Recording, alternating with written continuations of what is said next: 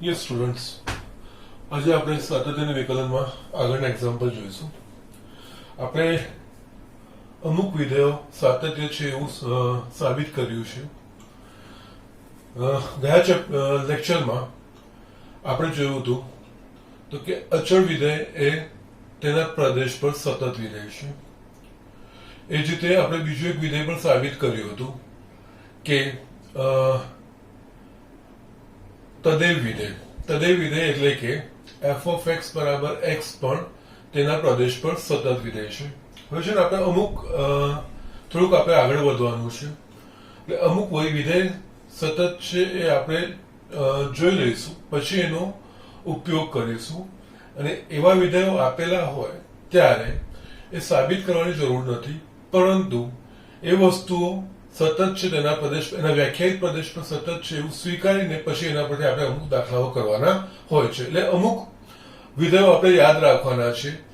એમાંના અમુક બે આપણે ભણી ચૂક્યા છીએ, એક અચળ અને એક આપણે જોવું છે તદેવ વિધેય, એટલે કે એફ ઓફ એક્સ બરાબર એક્સ, ઓકે, એટલે વાય બરાબર એક્સ થાય એવું વિધેય.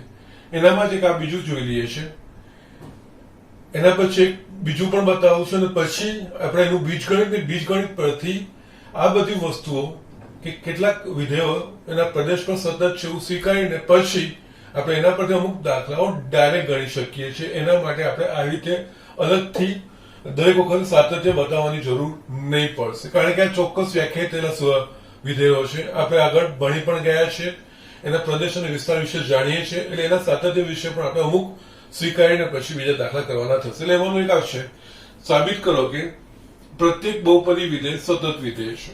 એટલે અહીંયા આપણને જે સ્ટેટમેન્ટ આપ્યું છે, અહીંયા ધારો કે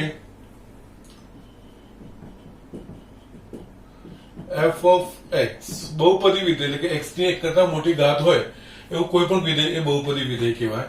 એટલે અહીંયા F of x is equals two a0 a1x plus a2x dash dash dash an x raised to n, જ્યાં n એ કોઈ અનઋણ પૂર્ણાંક છે.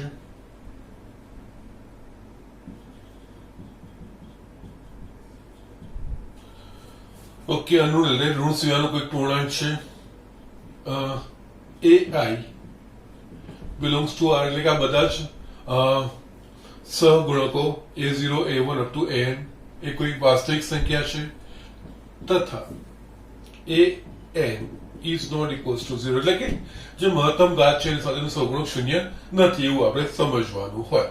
એટલે ત્રીજી કક્ષાનું હોય, એટલે x ઘન સ્વરૂપનું હોય તો x ઘન સાથેનું સહગુણક શૂન્ય નથી એવું આપણે સ્વીકારવાનું. એટલે ધારો કે f of x a0 a1x જ્યાં n એ અનઋણ પૂર્ણાંક છે, ai belongs to r તથા an is not equals to 0 a બહુપદી વિધેય છે.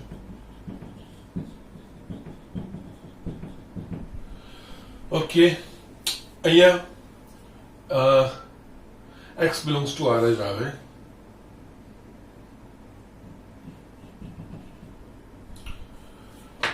ઓકે, ના આનો પ્રદેશ કહેવાય, કોઈ પણ વાસ્તવિક સંખ્યા માટે વ્યાખ્યાયિત થતું હોય. હવે આ સતત છે એવું આપણે અહીંયા સાબિત કરવાનું છે, અહીંયા બતાવવાનું છે. એટલે અહીંયા ધારો કે કોઈક c belongs to r માટે f of c એટલે કે c આગળ આ વિધેયનું મૂલ્ય એટલે કે a0 plus a1c plus x square થશે, a2c square dash dash dash up to an c raised to n થાય, તથા કોઈ પણ વાસ્તવિક સંખ્યા માટે, એટલે યસ એનું લક્ષ કોઈ પણ વાસ્તવિક સંખ્યા હશે તો એનામાં સમીકરણ બહુપદી આ જ રહેશે, બદલાશે નહીં. એટલે એનું લક્ષ વધુ હશે, એટલે c માટે તો limit of f of x x tends to c is equals to limit of a0 plus a1x plus a2x square dash dash dash plus n x raised to n x tends to c, યા અહીંયા x નું મૂલ્ય c મૂલ્ય તો આપણે મૂકીએ તો આપણે કોઈ જવાબ મળે એવો છે, એટલે અહીંયા a0 plus a1c plus a2c square dash dash dash an c raise to n, આ બીજું કંઈ નથી, f ઓફ c છે. અહીંયા limit of f of x x tends to c બરાબર f ઓફ c થાય છે, માટે બહુપદી વિધેય f એ તેના પ્રદેશ R પર સતત વિધેય છે. યસ, આ જનરલી સ્ટેટમેન્ટ આપણે યાદ રાખવાના છે. આપણે વ્યાપક રીતે અહીંયા સાબિતી બતાવી છે. એ જ રીતે બીજું ઝડપથી જોઈ લઈએ. સાઇન વિધેયનું સાતત્ય ચર્ચો. અહીંયા આપણે સાઇન વિધેયનું સાતત્ય ચર્ચવાનું છે. એના પહેલા આપણે જસ્ટ અમુક લક્ષમાં જે લીધું છે, સ્વીકારી લીધું છે અને એમાં સાબિત કરીને બતાવ્યું છે. એમાં આપણે આ રીતના સ્ટેટમેન્ટ લીધા છે. Limit of sine x x tends to 0 is equals to 0 તથા limit of cos x x tends to 0 is equals two 1. આ આપણે બતાવ્યું છે. અને એની જે લક્ષ ગણવાની રીત છે એમાં આપણે શું કરીએ છીએ કે જે x ની કિંમત માટે આપણને લક્ષ શોધવાનું કીધું હોય એ જો મૂલ્ય અહીંયા મૂકીને આપણે કોઈ નિશ્ચિત જવાબ મળે તો આપણે લક્ષ સીધું લખી નાખવાનું. અહીંયા x બરાબર 0 મૂકીશું, sin 0 નું મૂલ્ય 0 થશે. એ જ રીતે cos x છે, x બરાબર 0 મૂકીશું એટલે cos 0 નું મૂલ્ય 1 છે. વ્યાખ્યાયિત પદ આવે છે એટલે આપણે અહીંયા છોડી કરીએ છીએ. હવે અહીંયા f ઓફ x સાઇન નું વિધેયનું સાતત્ય ચર્ચવાનું છે. એટલે અહીંયા આપણે સાઇન નો વિસ્તાર શું, સોરી સાઇન નો પ્રદેશ શું, એટલે કે sine f of x is equals to sin x હોય તો x ની કઈ કિંમત માટે સાઇન વ્યાખ્યાયિત થતું હોય તો સાઇન નો પ્રદેશ છે વાસ્તવિક સંખ્યાઓનો ગણ r. એટલે અહીંયા આપણે ધારો કે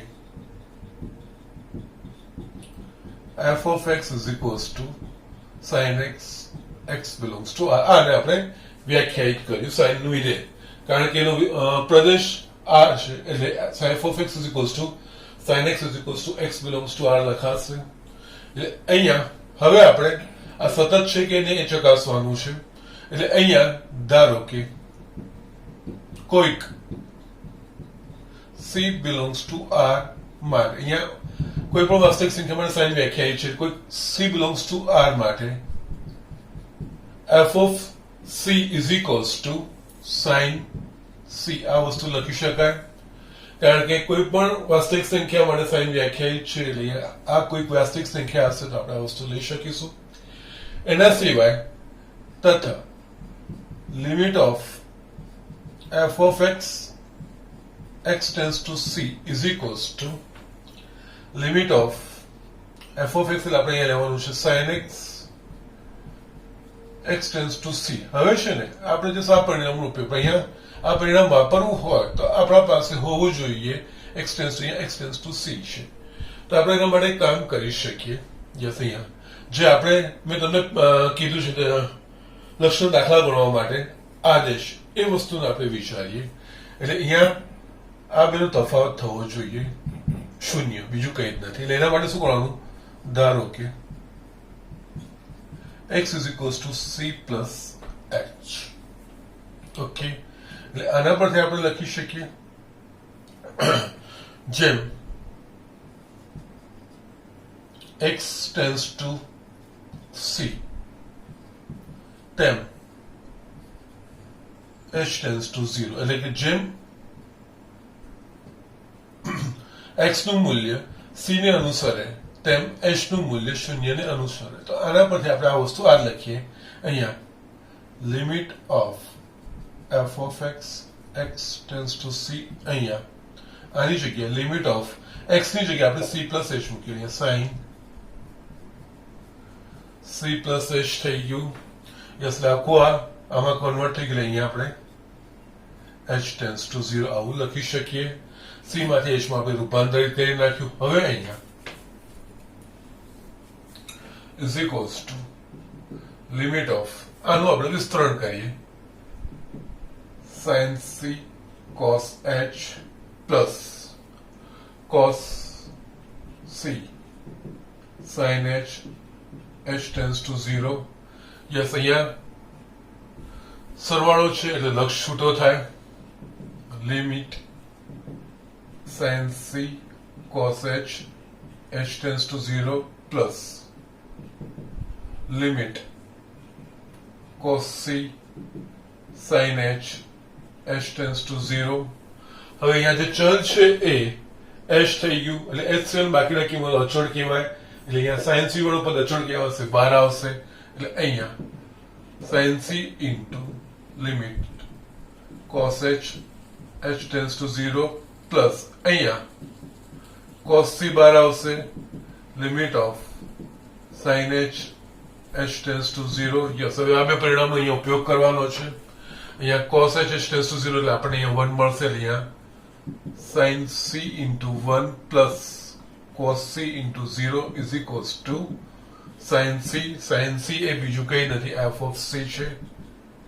માટે અહીંયા પ્રત્યેક c belongs to r માટે limit of f of x, x tends to c is equals to f of c થાય છે. એટલે x બરાબર c આગળ લક્ષનું મૂલ્ય વિધેયના c ના મૂલ્ય જેટલું જ થાય છે. માટે f of x is equals to sin x વિધેય એ તેના પ્રદેશ r પર સતત વિધેય છે. યસ, એટલે અમુક સ્ટેટમેન્ટ યાદ રાખવાના છે. આજે આપણે સાબિતી બતાવી છે, સાબિત કેવી રીતે કર્યું છે, એના સ્ટેપ્સ કઈ રીતના છે, વસ્તુમાં ખાસ ધ્યાન રાખવાનું છે. એ લક્ષ માટે લક્ષનું પ્રમાણિત રૂપ વપરાય એટલે આ બે વસ્તુ આપણે લક્ષમાં જોયું છે એટલે આ વસ્તુ આપણે અહીંયા ઉપયોગ કરી છે. અને એમ પણ લક્ષમાં જો તમે x ના આપેલા મૂલ્ય માટે જો કિંમત મૂકો અને જો જવાબ મળી જાય છે આપણને સૂત્રમાં તો આપણે લક્ષ ખોલી દેવું જોઈએ, એમાં કઈ વાંધો નથી. એ રીતે પણ તમે કરી શકો છો. પણ જે સર થિયરિકલ પોઈન્ટ ઓફ વ્યૂથી આ રીતે લખ્યું છે. એટલે અહીંયા તમે બે વસ્તુઓ જોઈ. હવે અહીંયા હું બધું ભેગું કરું છું અને આ જ જે રીતે સાઈન નું આપણે વ્યાખ્યાયિત કર્યું એ રીતે કોસ નું પણ સેમ વે આપણે વ્યાખ્યાયિત કરી શકીએ અને કોસ પણ તેના પ્રદેશ આર પર સતત છે એવું આપણે કહી શકીએ. એ રીતે આપણે એને વ્યાખ્યાયિત કરી શકીએ, કોઈ વાંધો નથી. અહીંયા આપણે અત્યાર સુધી જોયું, પહેલા આપણે જોયા હતા તો કે અચળ વિધેય એટલે f of x બરાબર k, જ્યાં k અચળ એ સતત વિધેય છે એટલે કે x belongs to r માટે સતત વિધેય છે. તદય વિધેય એટલે કે f of x બરાબર x એ તેના પ્રદેશ એટલે કે x belongs to r પર સતત વિધેય છે. એના પછી આપણે આ જોયું બહુપદીનો પ્રદેશ એટલે કે r, બહુપદી વિધેય તેના પ્રદેશ r પર સતત વિધેય છે. સાઇન તેના પ્રદેશ r પર સતત વિધેય છે. આ જ રીતે આપણે કોસનું પણ બતાવી શકીએ કે તેના પ્રદેશ પર સતત વિધેય છે. આ આટલા સ્ટેટમેન્ટ ધ્યાન રાખવાના છે. હવે આપણે પછી આગળના બીજા દાખલા જોઈશું. એમાં આ બધી વસ્તુઓ જયારે આવશે, આ બધી વસ્તુ જયારે ઇન્વોલ્વ હશે ત્યારે દરેક વખતે આ બધી વસ્તુઓ બતાવવાની જરૂર નહીં પડે, પણ ડાયરેક્ટ આ આવું વિધેય છે એટલે એના પ્રદેશ પર સતત છે એવું આપણે કહીને બહાર નીકળી જઈ શકીએ છીએ. એ આપણે જોઈશું. એ આપણે કહેવાશે કે વિધેયોના સાતત્યનું બીજગણિત અથવા તો વિધેયોના સાતત્યના ગુણધર્મો. એ આપણે જોઈશું. નેક્સ્ટ આપણે એ વસ્તુ જોવાની છે. જસ્ટ આટલું જોઈ લો. એના ગુણધર્મો આપણે શીખીને ગુણધર્મો પરથી કેટલાક દાખલાઓ આપણે ડાયરેક્ટ ગણવાના શીખીશું, હું તમને બતાવું છું. ઓકે, હવે આપણે જોઈએ વિધેયના સાતત્યના ગુણધર્મો અથવા તો એનું બીજગણિત. યસ, અહીંયા વિધેયના સાતત્યનું બીજગણિત અથવા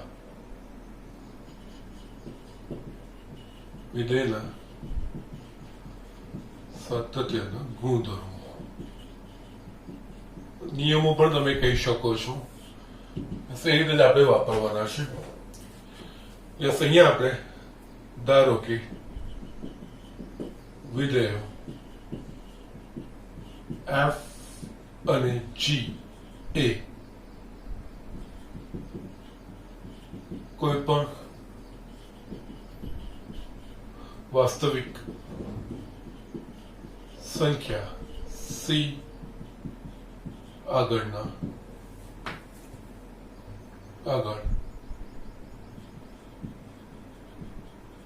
વ્યાખ્યાયિત સતત વિધેયો છે. એટલે અહીંયા છે ને એફ અને જી એ કોઈ પણ વાસ્તવિક સંખ્યા સી આગળ વ્યાખ્યાયિત સતત, એટલે એફ અને જી એ સી આગળ સતત વિધેયો છે એવું આપણને આપેલું છે. તો નંબર 1 એફ પ્લસ જી પણ સી એક્સ બરાબર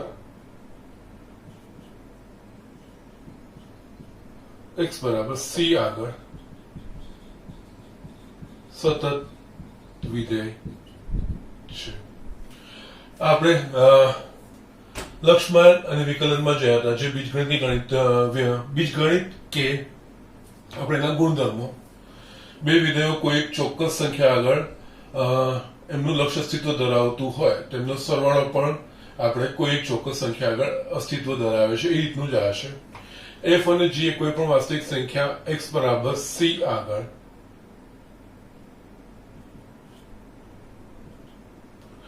વ્યાખ્યાયિત સતત વિધેયો છે. તો એફ પ્લસ જી એટલે કે એમનો સરવાળો પણ એક્સ બરાબર સી આગળ સતત વિધેય છે. એ જ રીતે એમની બાદબાકી એફ માઇનસ જી પણ એક્સ બરાબર સી આગળ સતત વિધેય છે.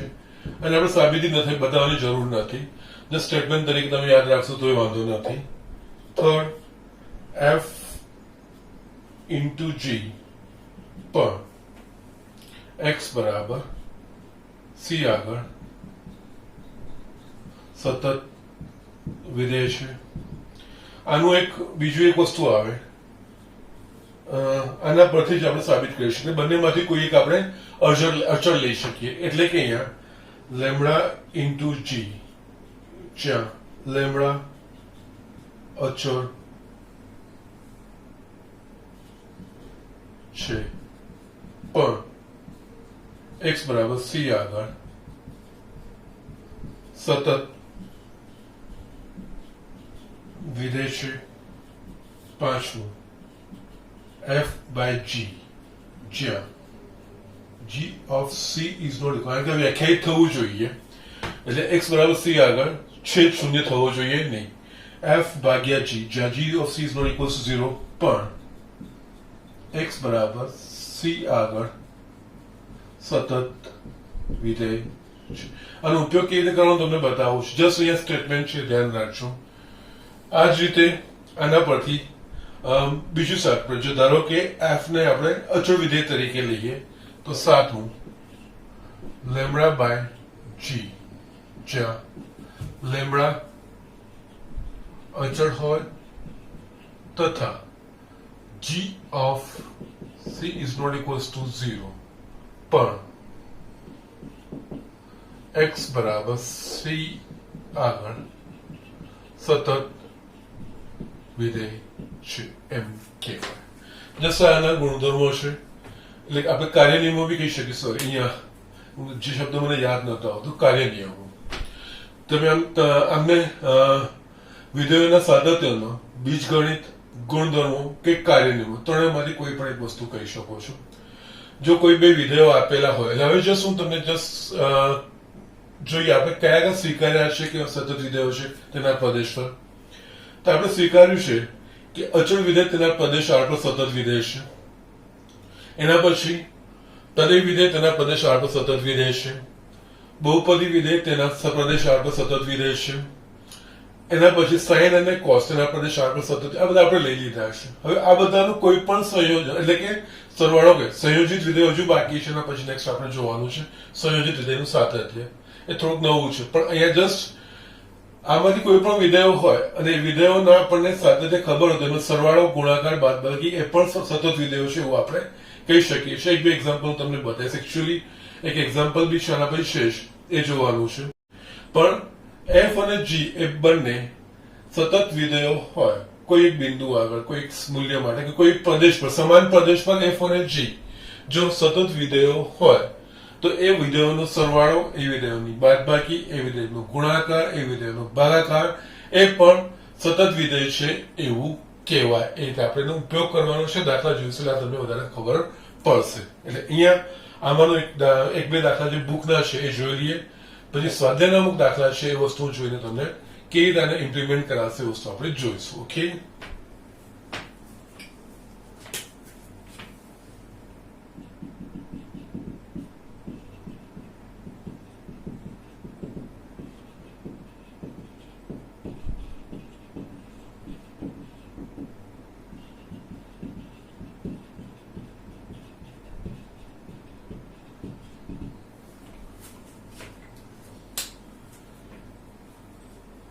અહીંયા આપણે જોઈએ આ દાખલો જે ચોપડીનો જ છે.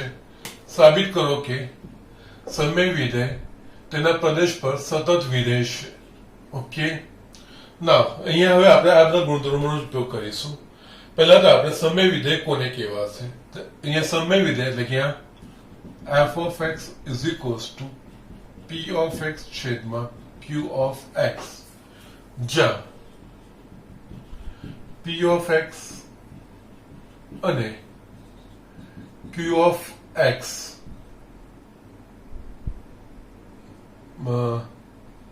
જ્યાં p of x અને q of x એ બહુપદીઓ હોય તથા q of x is not equals to 0, તો f of x ને સમય વિધેય કહેવાય. ઓકે, એ સમય વિધેય એટલે કે બે બહુપદી વિધેયનો ભાગાકાર અંશ અને છેદ હોય. બે બહુપદી વિધેયનો ભાગાકાર અથવા તો તમે p of x બરાબર 1 પણ લઈ શકો. એટલે 1 અપન છેદમાં બહુપદી એ પણ સમય વિધેય કહેવાશે. એટલે અહીંયા સમય વિધેય એ બે બહુપદીનો ભાગાકાર છે અને તેના પ્રદેશ પર એનો પ્રદેશ શું કહેવાય તો કે જે x માટે q of x is not equals to 0 થતું હોય એ જ એનો પ્રદેશ કહેવાતો હોય. એટલે અહીંયા આને આપણે લખવું વ્યાપક રીતે p of x ને q of x તો બહુપદીઓ જ છે. f of x is equals to p of x છેદમાં q of x. q of x is not equals to 0. Okay, આનો પ્રદેશ કહેવાય કે જે x ની કિંમત માટે q of x શૂન્ય 0 ન થતું હોય બધી જ વાસ્તવિક સંખ્યાઓ. ઓકે, હવે આ એના પ્રદેશ પર સતત વિધેય છે. સતત વિધેય વ્યાખ્યાયિત કરવું હોય તો આ જ ગુણધર્મનો અહીંયા આપણે ઉપયોગ કરીશું. અહીંયા આ બંને બહુપદીઓ છે એટલે અહીંયા આપણે કહી શકીએ p of x એ બહુપદી છે. અને આપણે આગળ જોયું છે કે બહુપદી વિધેય તેના પ્રદેશ પર સતત વિધેય છે માટે p of x એ સતત તેના પ્રદેશ પર સતત વિધેય છે. એ જ રીતે q of x એ પણ બહુપદી છે માટે q of x એ તેના પ્રદેશ પર સતત વિધેય છે. એટલે p of x અને q of x બંને બહુપદીઓ છે એટલે બહુપદીઓ તેના પ્રદેશ પર સતત છે. જો બે વિધેયો સતત હોય તો તેમનો ભાગાકાર પણ સતત. એટલે અહીંયા બે પદીઓનો f of x એ બે પદીઓનો ભાગાકાર છે માટે વિધેયના સાતત્યના બીજગણિત અથવા તો ગુણધર્મ મુજબ f of x is equals to p of x upon q of x પણ કારણ કે અહીંયા qx is equals to પણ તેના પ્રદેશ પર સતત વિધેય થાય. એટલે કે બે બહુપદીઓનો ભાગાકાર એટલે સમય વિધેય કહેવાય. એટલે કે સમય વિધેય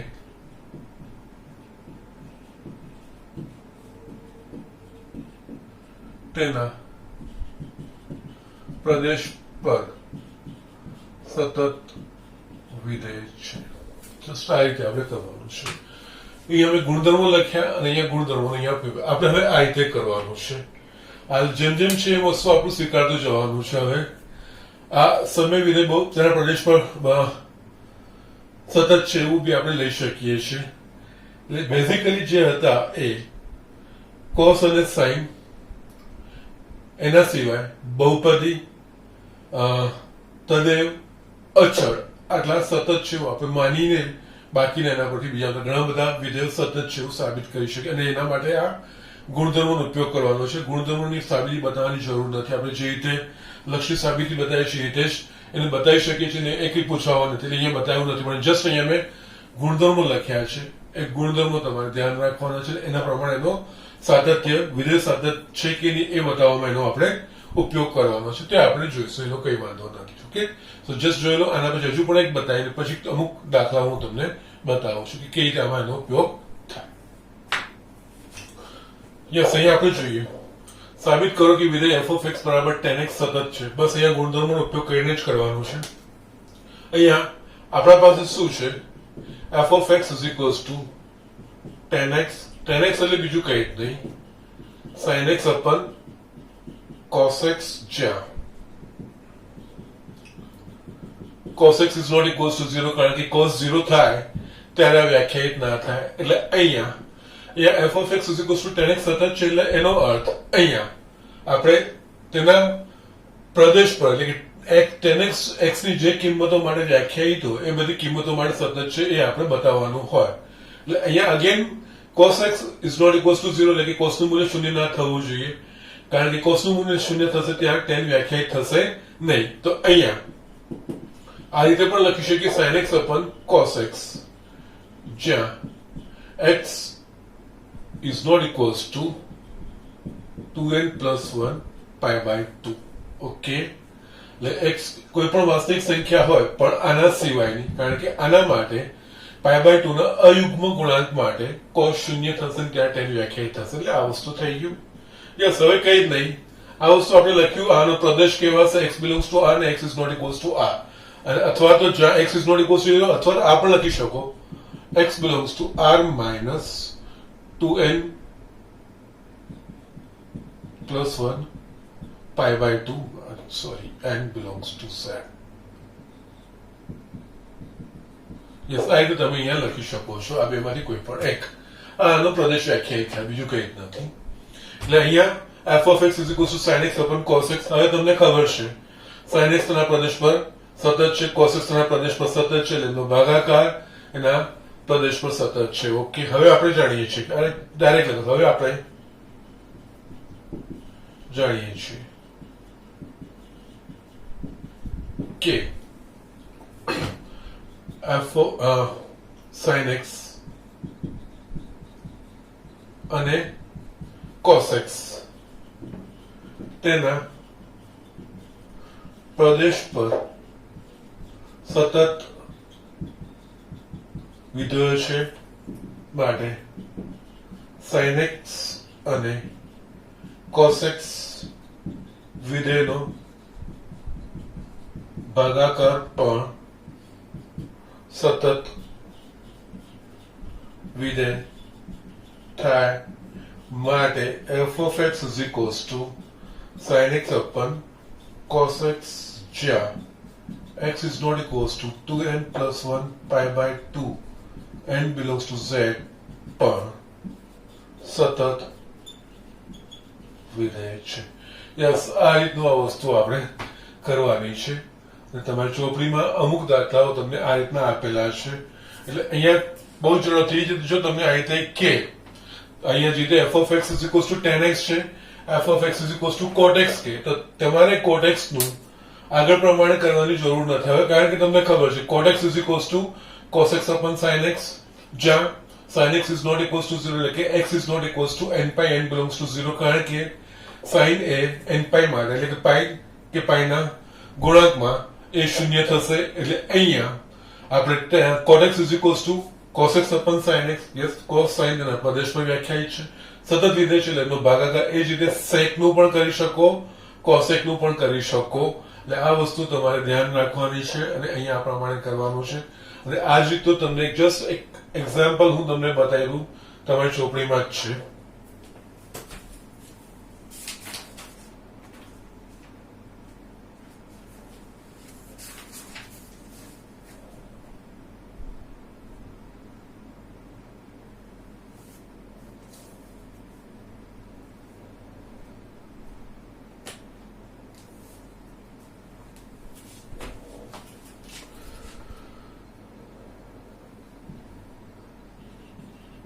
ફરતે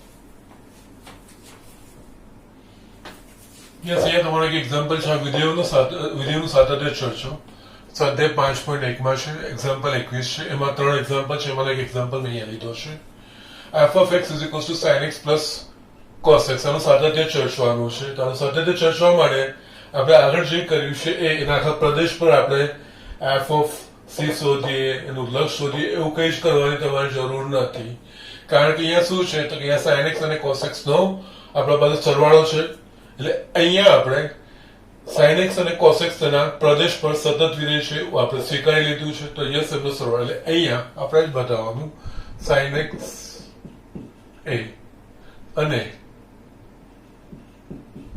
cos x a તેના પ્રદેશ r પર કારણ કે sin x અને cos x બંને જ a r પર વ્યાખ્યાયિત છે sin x અને cos x ના પ્રદેશ r પર સતત વિધેય છે માટે તેમનો સરવાળો પણ પ્રદેશ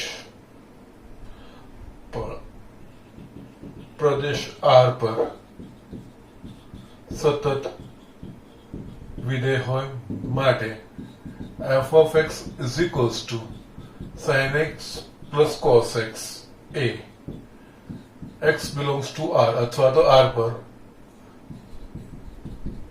માટે સતત વિધેય જસ્ટ આઈને સિમ્પલ રીતે એક્ઝામ્પલ કરવાના છે 21 અને 22 માં તમારે આ રીતના 22 માં બધા તમને ત્રિકોણમિતિ મેં તમને જસ્ટ આગળ કીધું છે એ પણ એના માટે આપણે અમુક જે વિધેયો છે એ સતત જેવું સ્વીકારીને ચાલવાનું એટલે અહીંયા જસ્ટ હું નોટ લખી દઉં છું એનું આપણે સ્વીકારવાનું છે અને આગળ પછી એમનો કોઈ પણ સરવાળો બાદબાકી ગુણાકાર કે ભાગાકારો હોય તો એને આપણે સતત વિધેયો છે એ રીતે લઈને આપણે ડાયરેક્ટ પુરવાર કરવાનું એટલે અહીંયા જસ્ટ નોટ લખું છું જે તમારે ધ્યાનમાં રાખવાની છે એટલે અહીંયા f of x is equals to k જ્યાં k અચળ છે આને આપણે કહીએ છીએ અચળ વિધેય એ તેના પ્રદેશ R પર સતત વિધેય છે આ સ્વીકારવાનું છે એજ રીતે next f of x is equals to x yes જ્યાં x belongs to R થાય એટલે આનો પ્રદેશ કહેવાશે આને કહેવાય છે આપણે તદેવ વિધેય એ તેના પ્રદેશ R પર સતત વિધેય છે થર્ડ બહુપદી વિધેય તેના પ્રદેશ R પર સતત વિધેય છે એટલું આપણે સ્વીકારીને ચાલવાનું ચોથું ત્રિકોણમિતિય વિધેયો તેમના વ્યાખ્યાયિત પ્રદેશ પર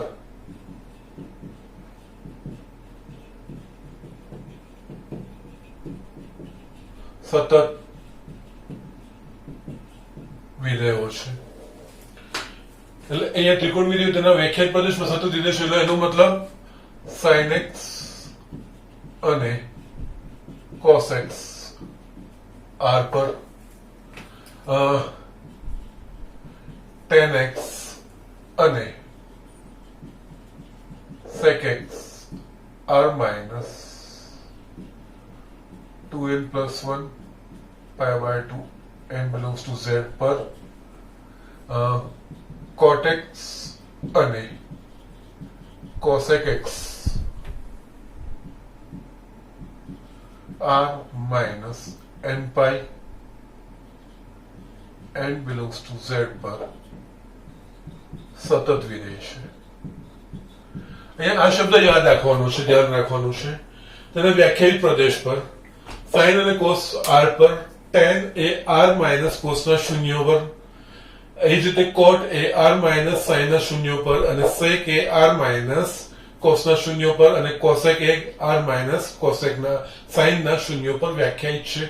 એટલે એ વ્યાખ્યાયિત પ્રદેશમાં સતત વિધેય છે એવું કહેવાયમાં હોવું જોઈએ. આ વસ્તુ ધ્યાન રાખવાનું. બસ આ સ્ટેટમેન્ટ ધ્યાન રાખવાનું. પછી આમાંથી કોઈ પણ બે વિધેયો કે કોઈ પણ ત્રણ વિધેયો હોય તો એમના સરવાળા, બાદબાકી, ગુણાકાર કે ભાગાકાર એ બધા જ સતત વિધેય છે. કે ડાયરેક્ટ આપણે આજે તમે અહીંયા લખ્યા છે ને એ રીતે તમે અહીંયા ડાયરેક્ટ લખી શકો છો. એ વસ્તુનું ધ્યાન. જે તમે અહીંયા tan નું લખ્યું છે એ જ રીતે tan પર તમે cot, જે તમારું 22મું એક્ઝામ્પલ છે, તમારે જાતે કરવાનું છે. cot, sec, cosec આ બધી જ વસ્તુ ત્યાં આવશે, તમારે બતાવવાના છે કે રીતે થશે. એ જ રીતે આ રીતે મેં તમને અહીંયા એમનો સરવાળો બતાવી દીધો છે. અહીંયા sin ને cos નો ભાગાકાર તો એમાં સરવાળો છે.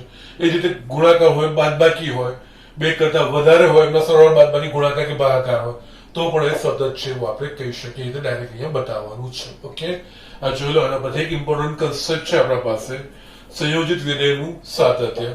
સંયોજિત વિધેયનું સાતત્ય એ બતાવતા પહેલા સંયોજિત વિધેય કોને કહેવાય એ પહેલા આપણે સમજીશું અને એના પરથી આપણે સંયોજિત વિધેયનું સાતત્ય વિચારીશું. અહીંયા આપણે સંયોજિત વિધેયનું સાતત્ય આપણે ભણવાનું છે. એના પહેલા આપણે સંયોજિત વિધેય કોને કહેવાય એ આપણે સમજીશું. એટલે આજના લેક્ચરમાં હું તમને સંયોજિત વિધેય શું છે એના વિશેનો ખ્યાલ આપું. આપણે પહેલા ચેપ્ટરમાં સંબંધ અને વિધેયમાં આ વસ્તુ આપણે ભણવાનું જ છે. પણ અહીંયા જસ્ટ હું તમને સંયોજિત વિધેયનું સાતત્ય દ્વારા સંયોજિત વિધેય કોને કહેવાય એનો જસ્ટ તમને આછો પાતળો ખ્યાલ આપું છું, એની સમજ કરું છું. એટલે આ જસ્ટ એઝ નોટ તરીકે તમે લખજો, કારણ કે પહેલા ચેપ્ટરમાં ભણ્યા છો ત્યારે આટલી બધી વસ્તુ ડિટેલમાં જોવાની જરૂર નહીં પડશે. એટલે અહીંયા છે ને હું પહેલા સંયોજિત વિધેય એ કોને કહેવાય. ઓકે, એટલે સંયોજિત વિધેયનું જો મારે સંયોજિત વિધેય જો મારે સમજવું હોય એટલે બહુ સંયોજન છે, બે અલગ અલગ વિધેયો હોય એમનું સંયોજન છે. એટલે અહીંયા તમારે સમજવાનું, અત્યાર સુધી આપણે જો જોયા ને બે વિધેયોના સરવાળા, બાદબાકી, ગુણાકાર, ભાગાકાર, એ આપણે ગાણિતિક પ્રક્રિયા કરીએ. ઓકે, એ બીજગણિતની પ્રક્રિયા કરી, એ સંયોજન નથી. સંયોજન અલગ છે અને આ ગાણિતિક જે બીજગણિતની પ્રક્રિયાઓ છે એ વસ્તુ અલગ છે. એ આપણે અહીંયા સમજવાનું છે. એટલે આપણે સંયોજિત વિધેય આપણે સમજવાનું છે. સંયોજિત વિધેય સમજવું હોય તો તમને જસ્ટ એક કોમન આપણે એક્ઝામ્પલ લઈએ. આપણે જસ્ટ હું અહીંયા છે ને કે આપણે 2020માં બોર્ડમાં જે વિદ્યાર્થીઓ પરીક્ષા આપે છે એવું વિચારીએ તો આપણને ખબર છે કે જે વિદ્યાર્થીઓ પરીક્ષા આપવાના હોય એ બધા જ વિદ્યાર્થીઓને એક પરીક્ષા ક્રમાંક એટલે કે રોલ નંબર આપવામાં આવે. એટલે અહીંયા શું થાય કે જે વિદ્યાર્થીઓ, ધારો કે ગણ એ લઉં, એ એટલે કે 12માના બધા જ વિદ્યાર્થીઓ, એ બધા જ વિદ્યાર્થીઓ જે બોર્ડની પરીક્ષા આપવાના છે એમને બધાને રોલ નંબર, પરીક્ષા ક્રમાંક મળે. એટલે અહીંયા ધારો કે બીજો ગણ બી લઉં છું કે જે પરીક્ષા ક્રમાંક. હવે અહીંયા શું થાય કે જ્યારે વિદ્યાર્થી પરીક્ષા આપવા જાય ત્યારે એને ઉત્તર વહી પર સપ્લિમેન્ટરી પર એનો રોલ નંબર લખવાનો હોય છે. રોલ નંબર લખીને પછી જયારે સબમિશન કરવાનું હોય ત્યારે એ લોકો એના પર સ્ટીકર લગાવીને કોડ નંબર આપી દે. એટલે દરેક રોલ નંબરની સાથે બીજું એક કોડ નંબર આવે. એ પછી કોડ નંબર પ્રમાણે તમારી બધી જે ઉત્તર વહીઓ છે કે સપ્લિમેન્ટરીઓ છે એ ચકાસણી માટે છે, ચેક કરવા માટે છે. એટલે અહીંયા શું થાય કે વિદ્યાર્થી હોય, વિદ્યાર્થીનો સંગત એક આપણે રોલ નંબર આપીએ, દરેક રોલ નંબરની સાથે આપણે એક કોડ નંબર જોડીએ છીએ. એટલે અલ્ટિમેટલી આપણે શું જોડીએ છીએ? દરેક વિદ્યાર્થી સાથે આપણે એક કોડ નંબર આપણે જોડીએ છીએ. એટલે આ જ બીજું કઈ નથી વિધેયનું સંયોજન. આપણે જસ્ટ વ્યવસ્થિત જોઈશું એટલે તમને બહુ સારી રીતે ખબર પડશે. એટલે અહીંયા છે ને બે વસ્તુ, ધારો કે પહેલા તો હું ગણ વ્યાખ્યાયિત કરું. ધારો કે a 12માં ભણતા વિદ્યાર્થીઓનું ગણ, એટલે આમાં બધા 12માં ભણતા વિદ્યાર્થીઓના નામ હોય. અહીંયા બી વિદ્યાર્થીઓના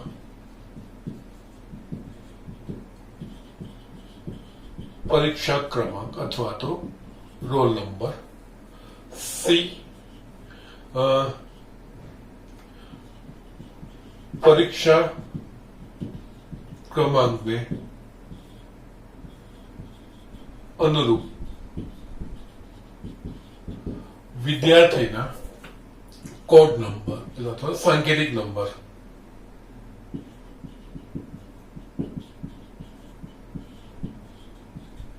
જેને આપણે કોડ નંબર કહીએ.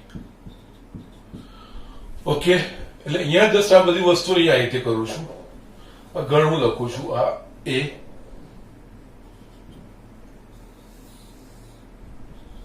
બી અને આ સી. એ 12મા ધોરણનો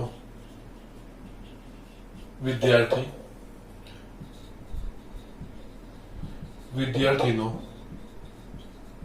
પરીક્ષા ક્રમાંક. અને અહીંયા પરીક્ષા ક્રમાંકને અનુરૂપ સાંકેતિક નંબર કે સંખ્યા. ઓકે, એટલે અહીંયા શું થશે, એકચ્યુઅલી બે વિધેય બનશે. એક આ, દરેક વિદ્યાર્થીને આપણે એક રોલ નંબર આપીએ, પરીક્ષા ક્રમાંક આપીએ, એટલે એ થી બી. હવે એ પરીક્ષા વિદ્યાર્થી પરીક્ષા આપવા જાય છે તો એ સપ્લિમેન્ટરી પર આ પરીક્ષા ક્રમાંક લખે છે. પછી એના પર તમને કોડ નંબર સ્ટીકર ચોંટાડવાનો, એટલે દરેક પરીક્ષા ક્રમાંકને અનુરૂપ આપણે કે જેનાથી ચકાસણી વખતે ખબર ના પડે કે કોનું છે, કયા પરીક્ષા ક્રમાંક, કે જેનાથી નિરપેક્ષ રીતે એટલે નિષ્પક્ષ રીતે આપણી ચકાસણી થઈ શકે. એટલે અલ્ટિમેટલી શું થશે, એટલે અહીંયા છે હું નામ આપું છું. ધારો કે આને આપણે વિધેય એફ કહીએ છીએ અને અહીંયા જે કહીએ છીએ. એટલે અહીંયા હું લખું, બે વિધેયો મારા પાસે બે વ્યાખ્યાયિત થાય, એફ એ ટુ બી તથા જી બી ટુ સી. આવા બે વિધેયો વ્યાખ્યાયિત થાય.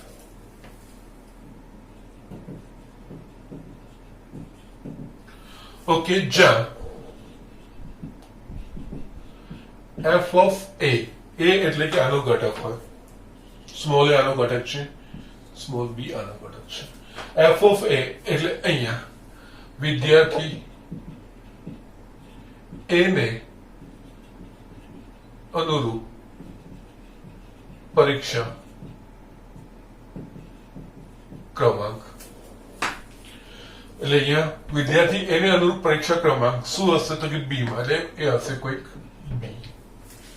હવે આ પરીક્ષા ક્રમાંકને અનુરૂપ સાંકેતિક નંબર એ અહીંયા બી, જી ઓફ બી.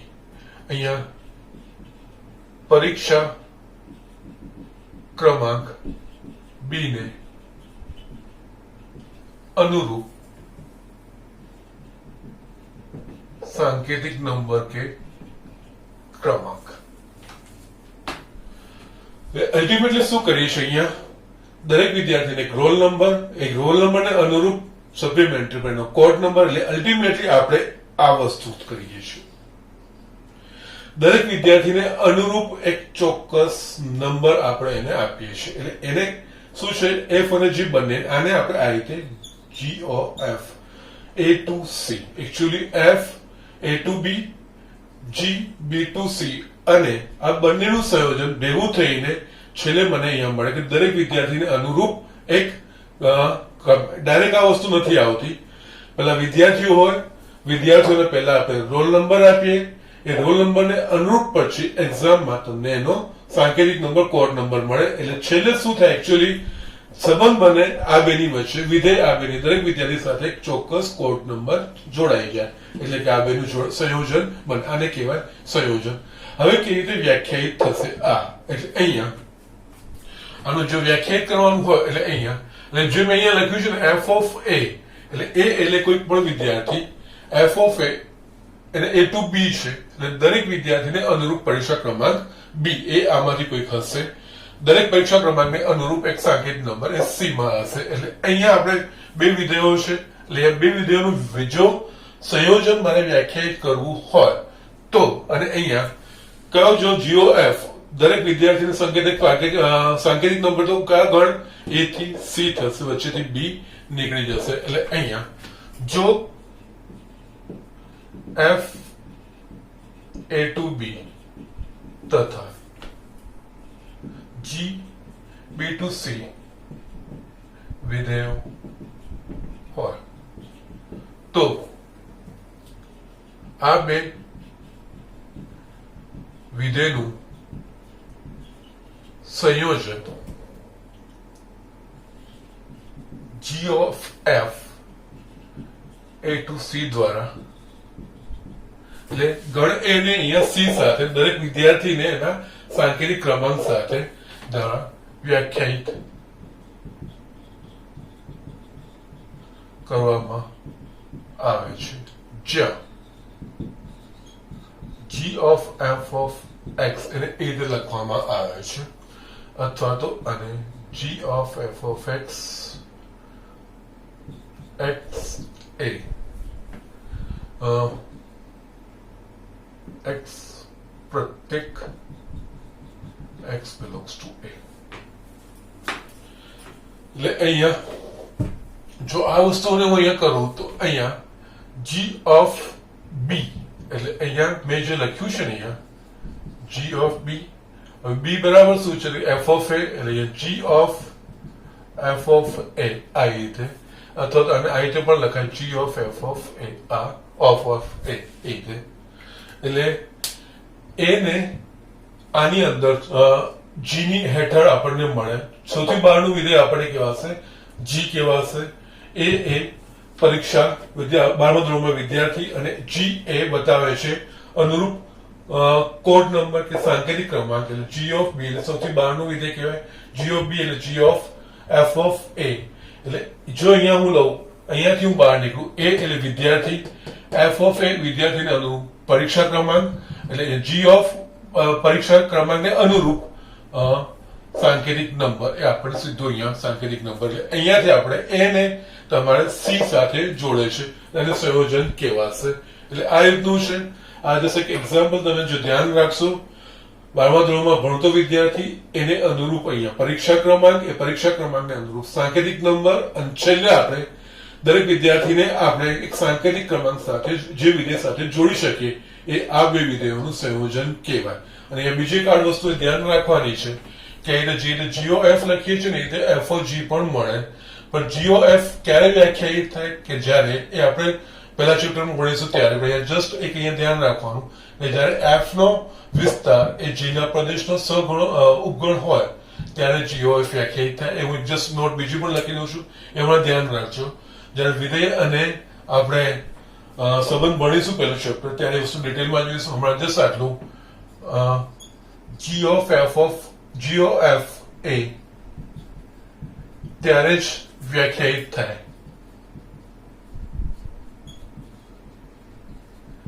કે જ્યારે f નો વિસ્તાર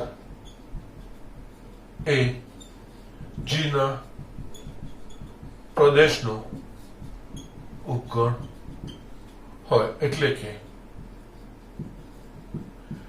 range of f is a subset of domain of G. Okay, domain એટલે કે પ્રદેશ કહેવાય, વિસ્તાર એટલે r કહેવાય. અને એ જ રીતે FOG પણ હોય. FOG માં g નો પ્રદેશ, g નો વિસ્તાર a, એ જ રીતે GOF વ્યાખ્યા FOG બંને રીતે સંયોજન શક્ય બને, એ આપણે આગળ જોઈશું. એ જ રીતે FOG ત્યારે જ વ્યાખ્યાયિત થાય કે જ્યારે range of G is a subset of domain of F થાય. ઓકે, અહીંયા જસ્ટ આટલું તમે જોઈ લેજો. નેક્સ્ટ લેક્ચરમાં થોડાક હું હમણાં પણ તમને પ્રેક્ટિસ પર થોડા આના માટે દાખલા હું તમને બતાવીશ. સંયોજનો કેવી રીતે આપણે ઉપયોગ કરીએ છીએ એ વસ્તુ જોઈશું, અમુક સંયોજનો જોઈશું અને એના પછી આપણે સંયોજિત વિધેયના સાતત્ય જોઈશું. સંયોજિત વિધેય હું ઝડપથી અને બીજી વસ્તુ એટલે મેં પહેલા છે ડાયરેક્ટ એની મેં સંયોજિત વિધેયની વ્યાખ્યા એકચ્યુઅલી આ પહેલા ચેપ્ટરનો ટોપિક છે, પણ અહીંયા સહેજ આપણે એનો ઉપયોગ કરવાનો છે અને પાછું આપણે આગળ વિકલનમાં બી થોડુંક આનો ઉપયોગ કરીશું. એટલે અહીંયા જસ્ટ મેં અહીંયા વચ્ચેથી તમને એ સમજાવી દીધું છે. બે વિધેયોનું સંયોજન અને બે વિધેયોનું બીજગણિત એ બે વસ્તુ અલગ છે, એ વસ્તુ ધ્યાન રાખજો. અને આગળ આપણે જે જોયું એ વિધેયોના સરવાળા, બાદબાકી, ગુણાકાર ને ભાગાકાર, એટલે એ વિધેયોનું બીજગણિત છે. બેઝિક ગાણિતિક પ્રક્રિયાઓ છે બે વિધેયો છે. અને વિધેયોનું સંયોજન એ બે વિધેયોને ભેગા કરીને કોઈક નવું વિધેય બને છે એ વસ્તુ, અને દરેક વખતે શક્ય નથી બનતું, એના માટેની ચોક્કસ પરિસ્થિતિઓ કે શરત છે ત્યારે એ વસ્તુ બનતી હોય છે. અને વિધેયનું સંયોજન જોવું હોય તો અહીંયા મેં આ જે એક્ઝામ્પલ 12મા ધોરણના વિદ્યાર્થીનું જે લખ્યું છે બરોબર મગજમાં ધ્યાન રાખજો, તમને અહીંયા એ વસ્તુ સમજાઈ જશે કે આ કેવી રીતે કામ કરે છે. વિદ્યાર્થી સાથે રોલ નંબર અને રોલ નંબર સાથે સાંકેતિક કોડ એ વસ્તુ છે. એટલે બે વસ્તુ અલગ અલગ પ્રોસેસ છે અને છેલ્લે આ બંને વસ્તુ બે વિધેયો ભેગા થઈને કે આ બે પ્રક્રિયા ભેગા થઈને એક પ્રક્રિયા એ બને છે કે દરેક વિદ્યાર્થીના નામ સાથે આપણે એક સાંકેતિક નંબર જોડીએ છીએ, જે આપણે અહીં GOF મેં અહીંયા બતાવ્યું. અહીંયા F A to B, B G to C, G B to C છે અને GOF A A to C એ રીતે વ્યાખ્યાયિત થાય છે. એને અહીંયા આના માટે આપણે વ્યાખ્યાયિત કર્યું છે. અને અહીંયા જે મેં કીધું છે ને GOF માટે એમ જોવા જઈએ, GOF માટે F નો વિસ્તાર, એટલે F નો વિસ્તાર શું થશે તો કે B. અહીંયા G નો પ્રદેશ શું છે B, એટલે B ઉપગણ બી સાચું છે, એટલે જ અહીંયા A to C GOF A to C વ્યાખ્યાયિત થાય. GOF A to C એ રીતે વ્યાખ્યાયિત થાય અને એનું સંયોજન કહેવાય. અને અહીંયા સંયોજનમાં G of f of x is equals to G of f of x એ રીતે. A ના x એ પ્રત્યેક એનો ઘટક છે અને એને અનુરૂપ એનો જે જવાબ છે કે એનું જે પરિણામ છે એ C માં મળે છે. એટલે અહીંયા વચ્ચેનું B ને આપણે લોપ કરીને A ની C ની વચ્ચેનો સંબંધ સ્થાપિત કરીએ છીએ, વિધેય સ્થાપિત કરીએ છીએ, એને સંયોજન કહેવામાં આવશે. જસ્ટ જોઈ લેજો, ધ્યાન રાખજો આ વસ્તુ. આના પરથી હું નેક્સ્ટ લેક્ચરમાં અમુક તમને બેઝિક આના સંયોજન શું કહેવાય એના માટે અમુક દાખલાઓ પણ કરાવીશ અને પછી જ હું સંયોજિત વિધેયનું સાતત્ય તમને બતાવીશ. આજના પૂરતું આટલું, અને જેટલું મેં તમને બતાવ્યા છે અમુક સ્વાધ્યાયના દાખલાઓ, એ બધા દાખલાઓ જે બીજગણિત છે બીજગણિતમાંથી ગણવાના બધા પ્રયત્ન કરજો. લગભગ 21મો અને 22મો દાખલો છે એ તમે સ્વાધ્યાય 5.1નો ગણવાનો પ્રયત્ન કરજો. બાકીના પછી આપણે આ સંયોજનનું જોઈને હું બતાવીશ અને આના પછી બહુ જ પ્રોસેસ પછી સરળ થઈ જશે. સો આજે આટલું જ. Thank you.